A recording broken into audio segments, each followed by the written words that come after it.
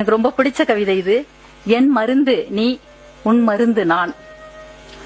ஒரு காயப்பட்ட பறவையை கண்டேன்.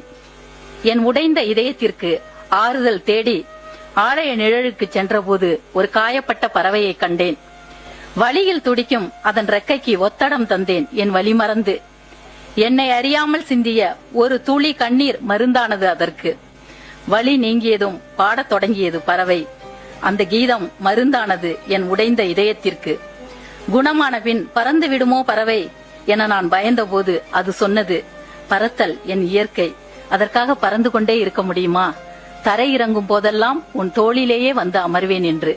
பறவையே, எனக்கான மருந்தை உன்னிடமும் உனக்கான மருந்தை என்னிடமும் ஒப்படைத்திருக்கிறது இயற்கை. உன் சிறகசைப்பில் நான் இருப்பேன், என் இதய துடிப்பில் நீ இருப்பாய். என் மருந்து நீ, உன் மருந்து நான். இப்படி முடிகிறது இந்த கவிதை.